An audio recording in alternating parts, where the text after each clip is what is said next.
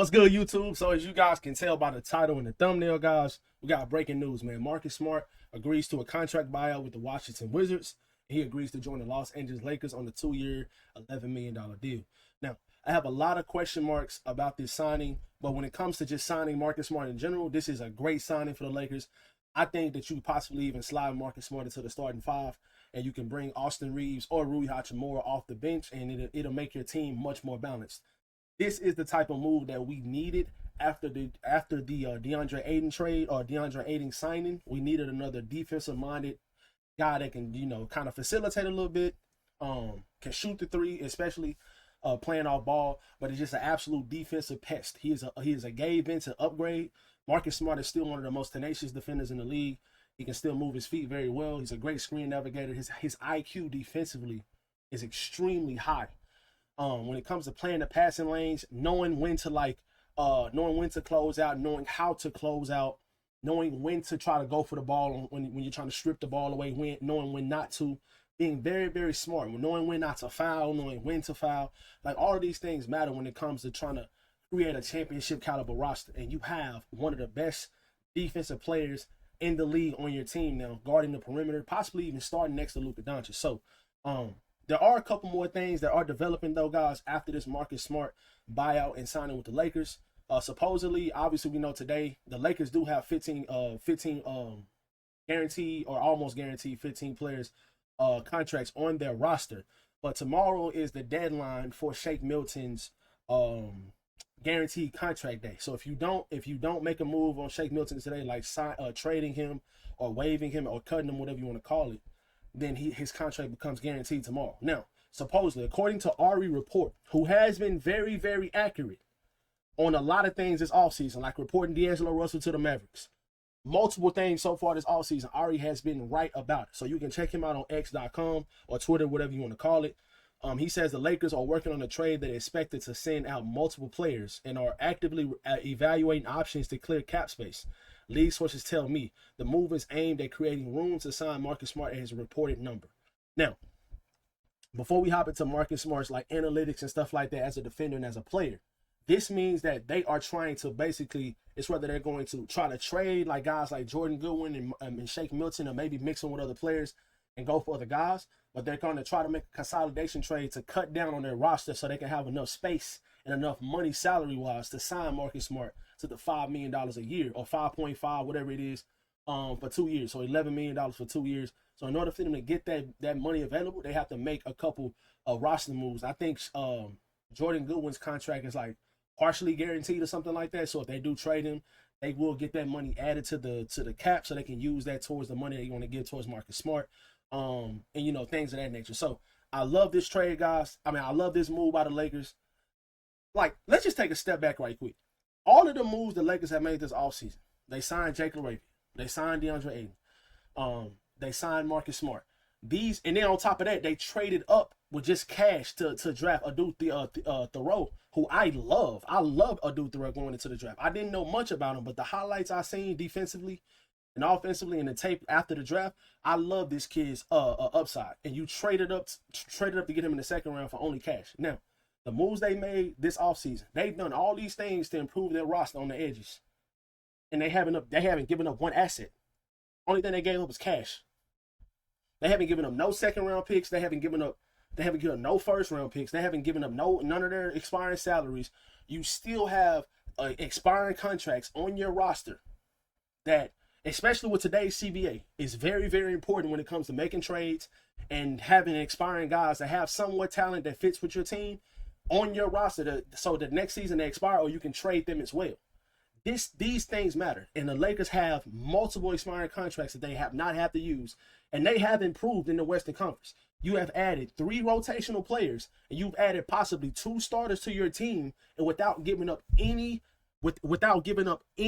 assets. This is phenomenal. And I'm not going to sit up here and just rave and give Rob Pelinka a whole lot of credit, but because some of the guys that they've signed, it's been in free agency pretty much, so you really haven't had to make great trades or anything like that. But I will give them credit somewhat, because you could just like not be able to be a good recruiter, and you could have to not have the players on your team like Luka and LeBron to be recruiting some of these players.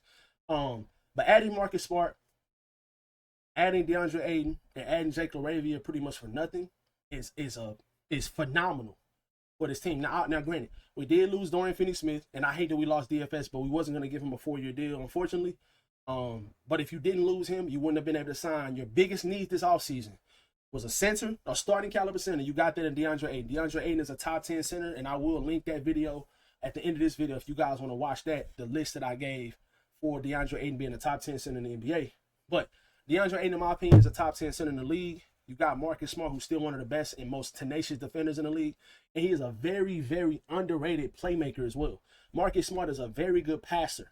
And now, the question is he going to be able to knock down threes at least 35, 36%? Can you give me that, Marcus Smart? Can you give me 35, 36% at least? Open threes? Because you're going to get a lot of them. You're going to get a lot of open threes playing with this team, playing with these great playmakers and playing with guys that commands attention in the post or commands attention in the paint, and DeAndre Ayton. Just does all the dirty work in Marcus Smart, diving on the floor, getting in people's heads, being annoying, being in people's faces, got that absolute dog in him. I absolutely love this move. We made a video 2 weeks ago about Marcus Smart possibly getting bought out. Once they did the trade for, Chris Middleton and CJ McCollum and things of that nature, when they did that trade and traded Jordan Poole and they had all these guaranteed roster spots, we was like, he doesn't really fit the timeline. And, when they got Cam Whitmore, he doesn't really fit the timeline of this team. So what are they going to do? We were saying, this is a perfect move. This is the better fit than Bradley Beal. We were saying that. If you don't get Bradley Beal, then hopefully Marcus Smart gets bought out. And this is the preference. This guy fits our team way better. He is way more important to our team, the Lakers, than a guy like Bradley Beal. Now, Bradley Beal, if we would have got him, I would have been happy about that as well, because you just can't pass on that type of talent for that number, for the number on the contract. $5 million a year for Bradley Beal for 2 years, averaging 17 a game, 50, 40, 90 type of guy, 3-level scorer type of guy off the bench. You can't pass on that. But at the end of the day, we get the better fitting guy that probably can come in and start over Austin Reeves or Rui Hachimura. Let me know in the comments. Would y'all start Marcus Smart, a defensive-minded guy next to Luka Doncic that can spread the floor and shoot the three, does all the dirty work, can be a very, very good secondary playmaker, big, strong guy on the perimeter and stuff like that? And would you start him next to Luka, or would you keep Austin Reeves in the starting lineup? Me personally, I'm leaning towards bringing Austin off the bench or bringing Rui off the bench. Now, I kind of want to bring Austin off the bench because you still have that size in your lineup. If you keep Rui as a starter for right now, you have good size in your lineup. You still have good three-point shooting because Rui is one of the best catch and shoot three-point shooters in the league, who can score off cuts and backdoors. Great cutter, one of the best off-ball cutters in the league. Wish he would give me a little bit more rebounding wise, but when it comes to shooting the ball and when it comes to mid-range and just being a good scorer, being a good secondary scorer, Rui Hachimura can do that.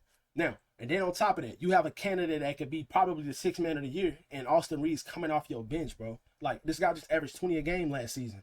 Could he come into the game and play that Manu Ginobili kind of role? Could Austin Reeves do that? He definitely could. Now, let's go ahead and get into Marcus Smart defensive analytics right quick. This was just last season. I shout out the Lakers Venmo on Twitter, by the way, but this was just last season, ladies and gentlemen. Look at these defensive metrics, and these are the advanced statistics defensively for Marcus Smart. Perimeter isolation defense, A-, and this is all from Basketball Index. Ball screen navigation, which is very important, A. Off-ball chaser defense, A+. Pickpocket rating, which is just absolutely taking the ball away from offensive players, A-. Passing lane defense, A. All of these grades are A's for Marcus Smart. So if you want to ask, like, is Marcus Smart even still a good defender? 100% this dude is still a good defender. He's still a great defender. And he was playing on a bad team. Now, he has had injury issues the last couple seasons, so there has been a couple problems with that. Like last year with Memphis, he had like a torn ligament in his pinky finger or something like that, or something. It was something like that. It was some type of hand injury last year. But when you look at the numbers for Memphis and Washington last season, when he was with Washington, he played a lot better. Now, he only played 34 total games last year, which is not good. But like I always say, guys, in every single video, some of these veteran guys, they don't want to risk themselves playing with bad teams. Now, Memphis really wasn't a bad team last season, but Washington was a bad team. They've been a bad team for a while. So why risk playing all these extra games and stuff like that if you have like a nagging elbow injury or something like that? You might as well just sit out a lot of these games. So I kind of want to see how he does when it comes to being healthy the last couple years. He just hasn't been. He hasn't been healthy the last couple seasons. But you know, he's still been able to be productive at a high level, especially defensively. And when it comes to shooting the three, last season he shot about 35% from three, but he shot 39% with the Washington Wizards.